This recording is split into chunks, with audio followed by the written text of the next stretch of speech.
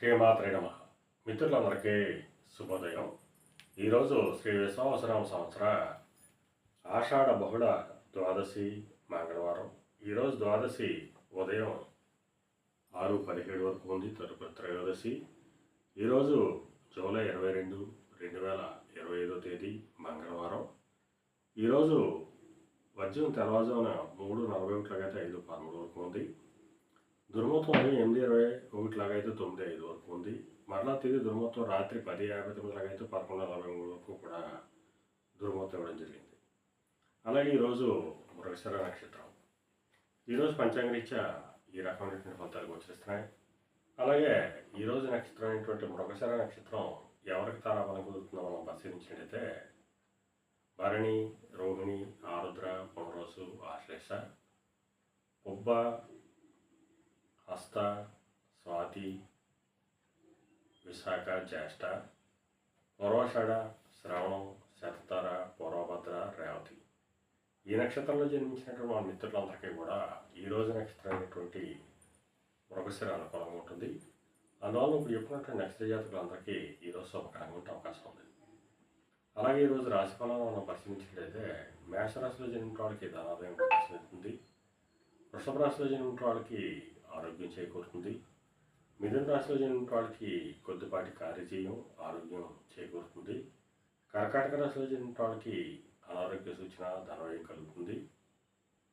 సింహరాశిలో జన్మించిన వాళ్ళకి చేసేటువంటి వ్యాపారాలు లాభసాటిగా సాగుతాయి. కన్యా రాశిలో జన్మించిన వాళ్ళకి ఉద్యోగ అవకాశాలు పెరుగుతాయి. తులారాశిలో జన్మించిన వాళ్ళకి పితృరాజధానికి సంబంధించిన శుభవార్తలు అంటారు.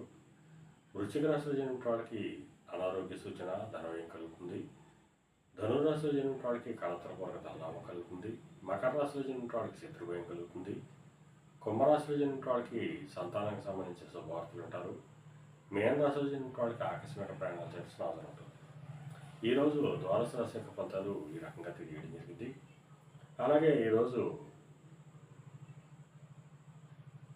వ్యవసాయ రంగంలో ఉన్న వాళ్ళకి కానీ, వ్యవసాయ ఉత్పత్తులు ప్రయోగాలు చేసిన వాళ్ళకి కానీ, ఎలక్ట్రికల్ డిపార్ట్మెంట్లో ఉన్న వాళ్ళకి కానీ, ఎలక్ట్రికల్ వస్తువులు ప్రయోగాలు చేసిన వాళ్ళకి కానీ ఈరోజు మిక్కిలి శుభదాయకంగా లాభదాయకంగా ఉండే అవకాశం ఉంది.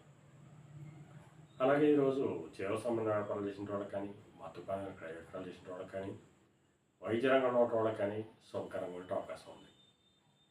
అలాగే ఈరోజు కుజరాహుల కలయిక ఏర్పడింది.